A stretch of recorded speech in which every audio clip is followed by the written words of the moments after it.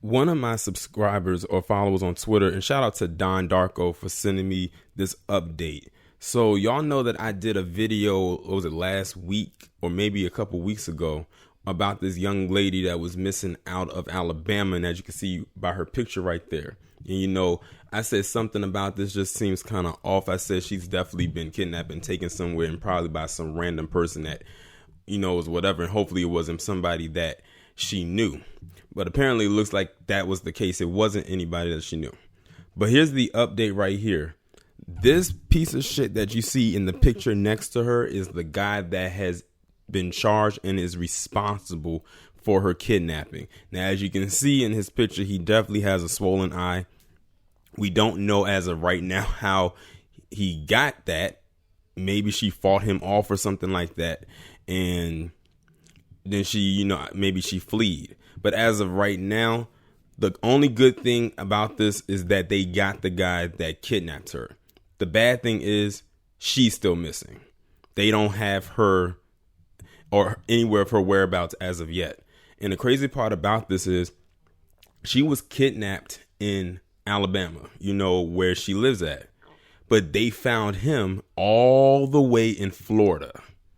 So he crossed state lines, maybe a couple states, to get to where he was. Now I'm gonna go ahead and read this article because there's some additional information that needs to be addressed. It says an Alabama man has been captured and charged with the kidnapping of UFC heavyweight Walt Harris's 19-year-old stepdaughter Aniah Blanchard. Ibrahim Yazid, age 30, was arrested on Thursday at 11 p.m.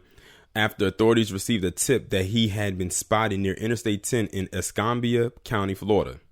Authorities said Yazid fled the area on foot when they arrived, but he was found soon after hiding in a brushy area near I-10 in Pine Forest. Yazid was taken away from the scene in an ambulance, and his jail booking photo shows him with a swollen eye. It's not clear yet or how or when he sustained his injury.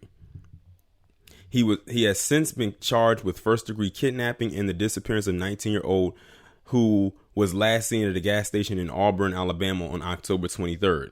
Blanchard, a student at Southern Union State Community College, was reported missing the next day. Her car was later found abandoned in Montgomery, more than 50 miles away. Police said the car was damaged and contained evidence that Blanchard had been harmed. Auburn police this week released images of Yazid showing him at the gas station at the same time Blanchard was there. They warned he was potentially armed and dangerous. A reward of about $105,000 was offered for information leading to an arrest.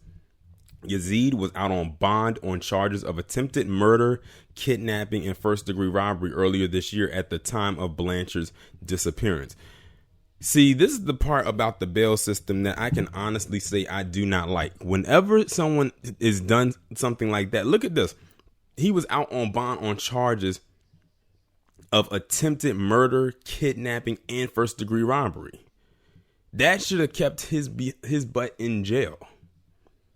He should have never, ever been released, because then we wouldn't be in this situation right now. So that means right here he's a repeat offender. It says those allegations stem from the beating of a 77-year-old man and involved other suspects. A judge revoked that bond on Thursday. He was also arrested in 2017 for aggravated battery on a law enforcement officer. I guess that's Florida for you. Yazid pled guilty to felony drug possession in 2015, was charged with attempted murder in 2012, and was charged with 2 counts of robbery in 2011. This guy has a rap sheet so daggone long, it rivals the goddamn Yellow Brick Road in The Wizard of Oz. And we're talking about since 2011, this guy has had a record, and he has been brought up on attempted murder charges more than once. Can they not see he's a menace to society? So this lets me know more all the reason that this was that she wasn't targeted. It's just that she happened to be there, and he saw that she was by herself and saw that she was vulnerable and was like, oh, she's perfect. But the scary part about it is they still have yet to find her.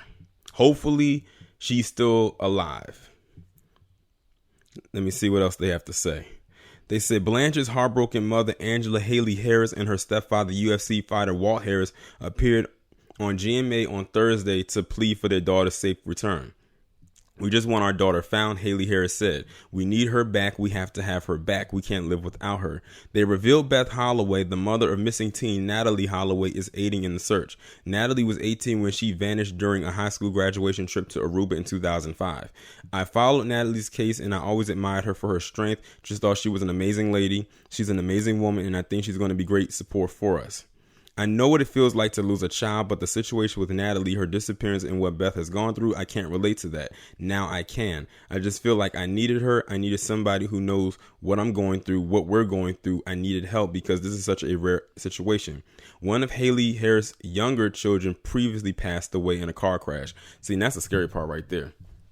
Because if you saw the imagery of the car she was driving, it looked like she was in a crash or something crashed into her. And that's probably at that point where he kidnapped her. I wouldn't be surprised if he intentionally ran into her to stop her from driving. And then that's when he snatched her up and then drove off and ended up in Florida. But they need to beat it out of him and find out where the hell she is. Because as far as we know, he is the one that did it. And he would know where she is. And that's the scary part, is because she wasn't there with him when they captured him. He was by himself. That's the scary part about it. So all you can do is hope that she's somewhere in that area where they captured him. But the even more eerie part is that she could possibly not be in that area and she could be somewhere stranded. And I don't want to think the worst, but when it comes to situations like this, it's rare that they find the person alive. Hopefully they do find her alive. But you know, it is what it is. But as for this person right here, and that system, that core system, that judge or whoever was the ruling, who was over his cases, it's crazy I have to say cases.